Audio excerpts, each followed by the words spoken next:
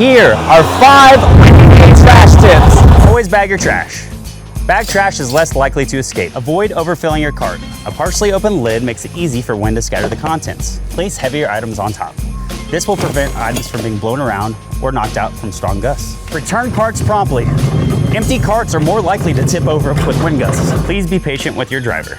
If you find your cart tipped over or out of place on a windy day, please know it was likely the result of the weather, not neglect. Our drivers work hard to keep the community clean, even in difficult weather conditions. As always, give us a call, follow our social media accounts, visit us at tedstrash.com, and please support your local haulers so we can keep the local community clean.